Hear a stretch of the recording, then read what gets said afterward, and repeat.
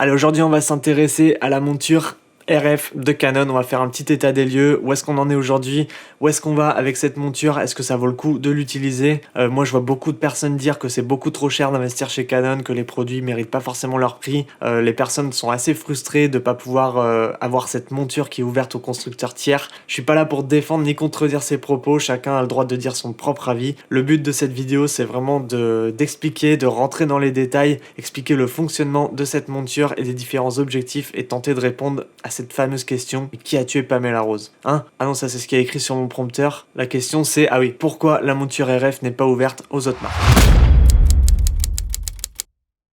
Alors avant de rentrer dans le vif du sujet, je pense qu'il est important de parler des débuts et de l'évolution de la marque. Alors Canon, c'est une marque japonaise, comme tout le monde le sait. Elle est née en 1933, donc c'est assez longtemps après les débuts de la photographie. On peut même dire que c'est une des marques les plus récentes parce que pour info, Nikon a été créé en 1917, Pana en 1918, Olympus en 1919, Leica en 1849. Bref, à part Sony qui est plus jeune de quelques années, Canon fait partie des marques mainstream en photo les plus récentes. Bon, je te passe les détails de l'évolution de la marque et des changements de monture parce qu'il y en a quand même eu pas mal au fil des années et ça va pas forcément nous intéresser, mais la grosse révolution chez Canon elle arrive en 1987 avec l'apparition de la monture EF et également les premiers boîtiers EOS, en l'occurrence le EOS 650, il est juste là. Et ça, ce petit boîtier c'est le premier boîtier développé afin de piloter électroniquement des objectifs. Alors on va faire un petit point définition rapidement, ça fait pas de mal. Le terme EF et EOS ou EOS, ça dépend comment tu le dis. Alors ces termes là ne sont pas venus par hasard. EF ça signifie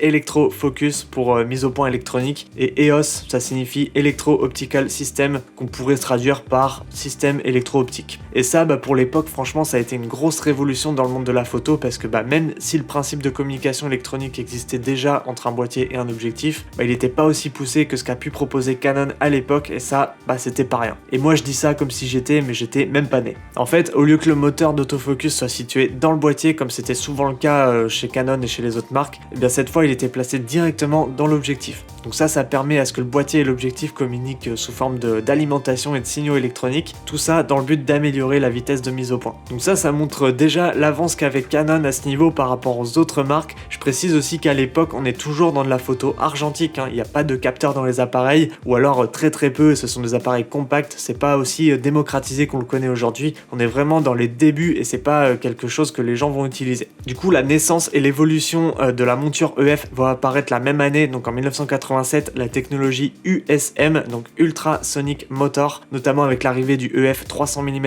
f2.8 USM, et ça c'est la révolution. Grâce au moteur ultrasonique, les lentilles qui se trouvent à l'intérieur de l'objectif vont se déplacer beaucoup plus vite et de manière beaucoup plus silencieuse aussi pour que la mise au point soit ultra rapide. Aucune autre marque ne fait ça à l'époque.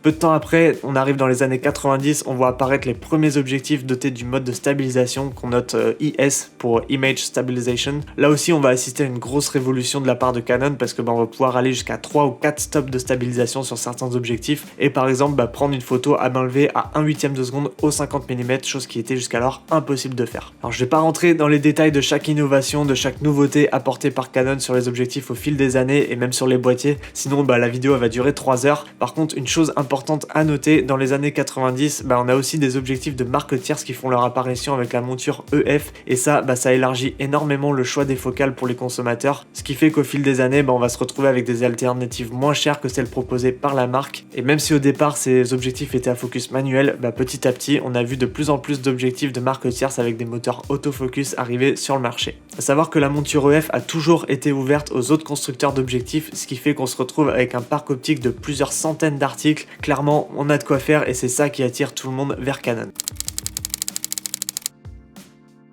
Alors cette belle monture EF a très bien vécu le passage de l'argentique au numérique car en octobre 2000, le premier boîtier numérique doté de la monture EF entièrement fabriqué par Canon vient d'être annoncé. Il s'agit du EOS D30 doté d'un capteur APS-C de 3,1 mégapixels. 2 ans plus tard, le premier flagship, le premier boîtier plein format de la marque, le EOS 1DS, arrive en 2002 et comme je l'ai dit, c'est le premier boîtier pro, le premier flagship de la marque. Il y en a eu un peu plus d'une dizaine entre 2002 et 2020 en réflexe numérique. En termes d'évolution majeure, on voit arriver les objectifs EFS en 2003. Eux, ils sont conçus spécifiquement pour les boîtiers dotés d'un capteur APS-C. Donc ça va plus être axé pour les amateurs, mais ça montre quand même l'envie de Canon de proposer des alternatives moins coûteuses avec toujours un système d'autofocus performant, histoire d'aller chercher un public plus amateur. Alors les années passent et Canon continue de développer cette gamme EF avec toujours plus d'améliorations au niveau des moteurs USM et également au niveau de la stabilisation. Allez, on arrive en 2012 avec l'essor de la vidéo. Canon met au point les premiers objectifs à moteur STM, Stepping Motor, destinés à des produits d'entrée de gamme et assez compacts. Donc je pense notamment au 18-55, au 50 mm et au 24 mm STM. Donc dans cette technologie, la mise au point devient un petit peu plus fluide et plus silencieuse, mais on est quand même bien loin des performances des objectifs nano USM et dual nano USM qui vont faire leur apparition bien des années plus tard, en 2016 et en 2019. En gros, plus la technologie avance, les moteurs sont de plus en plus petits, de plus en plus puissants et silencieux, dans des produits de plus en plus compacts également, ce qui va améliorer grandement les performances en autofocus et en stabilisation. Toujours dans les années 2010, en 2012 très précisément, Canon se décide enfin de passer à l'hybride. Alors on va pas en parler très longtemps, nouvelle monture M conçue spécialement pour les capteurs APS-C, objectif très bizarre, les boîtiers on n'en parle même pas, les gens n'en veulent pas, les performances sont pas à la hauteur face à la concurrence, c'était vraiment un échec total. Canon a clairement raté son lancement dans l'hybride. Ça a duré des années jusqu'à ce qu'ils arrêtent totalement la production de cette monture M. Côté réflexe, ça reste par contre un des pionniers avec le 5D Mark III, le 5D Mark IV, le 1DX Mark II qui sont tous des pionniers de la marque, mais en face on a quand même pas mal de boîtiers qui commencent à faire parler côté mirrorless, notamment chez Panasonic et Sony qui eux se sont mis à cette technologie dès le départ, donc ils ont quand même déjà pas mal d'avance. Et ce n'est qu'en 2018 que Canon annonce la sortie de l'EOS R, donc le premier mirrorless plein format, et Canon annonce également le passage de la marque vers la monture RF. En effet, Sony domine tellement le marché du mirrorless à cette époque que Canon n'a pas d'autre choix que de s'aligner et de sortir rapidement un boîtier afin de garder une place dans le haut du tableau, tout comme Nikon d'ailleurs qui sort son Z7 la même année. En termes de spec, c'est un petit peu mitigé, le boîtier se vend bien, mais les critiques mettent en avant une sortie prématurée du boîtier, capteur non stabilisé, batterie insuffisante, pas de joystick, un seul slot SD, viseur trop faible, mode vidéo pas à la hauteur, 4K croppé. En fait, c'est un boîtier qui est sorti trop vite, mais bon, il faut plus le voir comme un passage vers l'hybride, une sorte de transition plutôt qu'une suite logique au 5D Mark IV. C'est pas du tout le cas. Donc clairement, c'est loin d'être ce que Canon sait faire de mieux, mais ils n'avaient pas d'autre choix que de le sortir pour rester concurrentiel face à Sony qui commençait à grappiller un petit peu plus de terrain. Parce que l'avenir, c'est clairement le mirrorless, qu'on le veuille ou non, et ça, je pense que Canon l'a compris un petit peu tard. Du coup, ce boîtier marque quand même l'arrivée de la monture RF. Le fait de passer au mirrorless fait qu'on n'a plus besoin de ce mécanisme à l'intérieur de boîtier. Exit le miroir, exit le prisme en haut, l'espace entre le capteur et l'objectif est réduit de plus de la moitié, passant de 44 mm à 20 mm seulement. Meilleure économie, gain de place, de poids, Canon a enfin compris l'importance de ce changement. Encore faut-il arriver à convaincre les consommateurs de passer sur des objectifs RF. Démarrer une nouvelle gamme d'objectifs, c'est quand même pas si simple pour Canon, même s'ils l'ont déjà fait de nombreuses fois par le passé. Là, ça semble plus compliqué que jamais dans un marché qui est aussi de plus en plus concurrentiel. Le parc optique met énormément de temps à se développer, car au bout de 4 mois après la sortie de l'EOS R, on a seulement 4 objectifs en monture RF, dont 3 de la série L qui sont aussi beaucoup plus chers que le prix du boîtier en lui-même. Alors ces objectifs sont toujours à fixation par baïonnette, tout comme les autres objectifs de monture récentes d'ailleurs, mais au lieu d'avoir 8 connecteurs comme c'est le cas sur les objectifs EF, on passe à 12. Et du coup, qu'est-ce que ça change? Alors outre les performances d'autofocus et de stabilisation qui ont été améliorées, c'est désormais possible maintenant grâce aux connecteurs supplémentaires de communiquer plus facilement entre les différents réglages, notamment grâce à la bague de contrôle rapide qui est située sur l'avant de l'objectif. Donc cette bague, elle peut être assignée à des réglages tels que l'ISO, l'ouverture, la vitesse et plein d'autres paramètres afin de faciliter la vie du photographe. Parmi également les nouveautés de cette connectique, on peut désormais accéder aux corrections de l'objectif directement dans le boîtier, chose qui n'était pas possible avant nativement. Donc tout ce qui est aberration chromatique, vignettage, correction de distorsion, mais également la variation de la mise au point, tout ça c'est contrôlable directement dans le boîtier. La monture RF permet aussi d'améliorer le mécanisme d'ouverture, donc maintenant on peut choisir des paliers de 1/8 de stop contre 1/3 de stop dans les objectifs antérieurs. On a aussi l'apparition des objectifs dual nano USM qui arrivent également sur sur le marché pour des performances encore plus rapides, sans compter le fait que la distance arrière de la bride est à 20 mm du capteur, ce qui offre quand même pas mal de nouvelles possibilités d'imagerie et de résolution, des choses que Canon ne pouvait pas se permettre de faire avec la monture EF. Enfin bref, c'était vraiment un changement nécessaire de la part de Canon, ce qui fait qu'ils se sont rapidement remis dans la course face à leur principal concurrent qui est Sony. Allez, on arrive en 2020 qui est une année charnière dans le monde de la photo. Tu me vois venir, je sais pas. C'est la première année où la part de marché des appareils hybrides dépasse celle des réflexes. Donc ça se traduit notamment par l'arrivée des R5 et R6 chez Canon, mais pas que, hein. Il y a Panasonic, Sony et Nikon qui développent sérieusement leur gamme de mirrorless face à une demande grandissante. Donc chez Canon, on a un parc optique qui continue à se développer, hein, avec aujourd'hui presque une quarantaine d'objectifs, dont la moitié en série L. Et 2020, c'est également l'année du dernier boîtier réflexe chez Canon et aussi l'arrêt de la production de la gamme EF, ce qui montre vraiment la transition progressive vers l'avenir. Du coup, tous ces gros changements qui sont arrivés en peu d'années montrent que Canon est entré dans l'ère du full numérique et fonde maintenant tous ses espoirs sur cette fameuse monture RF. Du coup, concrètement, qu'est-ce qui change entre la technologie des montures RF et celle des autres marques? J'ai évoqué tout à l'heure les différences entre EF et RF, mais face à Sony, Nikon, Pana, tout ça, ça change quoi? Déjà, pour commencer, il y a les connecteurs. Là où Canon en a 12, les autres marques sont généralement à 10 ou 11. Alors je sais pas si c'est un concours de celui qui va en mettre le plus. Toujours est-il que Canon mise sur l'avenir car certains de ces connecteurs sont peu ou pas utilisés de nos jours. J'imagine qu'ils vont trouver des nouvelles fonctionnalités à intégrer au fil des années avec toujours plus de suivi, de reconnaissance, peut-être même plus d'IA, qui sait. Et ça, c'est vraiment un secteur qui demande à être développé. Et ça, je suis persuadé que ça va mettre pas mal de temps parce que Canon a toujours été très prudent lorsqu'il s'agit d'apporter des nouveautés. Les différences, je pense, elles vont surtout se faire au niveau des performances d'autofocus entre les différentes marques. Canon, faut savoir que ça fait partie des marques les plus performantes dans ce domaine. Alors je sais que c'est pas le seul critère qui détermine si oui ou non on doit choisir telle ou telle marque. Forcément, il y a la qualité de l'image également. Et pour moi, Canon, ils sont vraiment au top, que ce soit au niveau de la qualité des optiques, du rendu des couleurs, de la netteté, de la clarté, mais aussi de toutes les assistances à l'amélioration optique qui se trouvent dans le boîtier. Ils ont quand même toujours su rester au top niveau en proposant quelque chose de toujours un poil supérieur aux autres marques. Alors forcément, ça n'engage que moi, c'est que mon avis perso, mais je constate quand même que beaucoup de photographes pros, que ce soit dans le sport, l'animalier, peu importe le domaine d'ailleurs, ils utilisent souvent du Canon pour les raisons que je viens d'évoquer.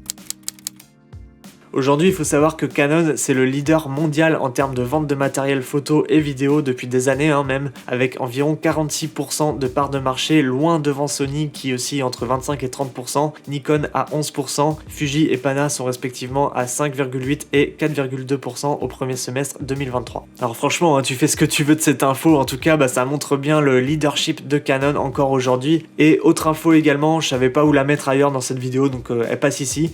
Depuis 35 ans, Canon est dans le top 5 des marques qui déposent le plus de brevets au monde et depuis 20 ans numéro 1 au Japon.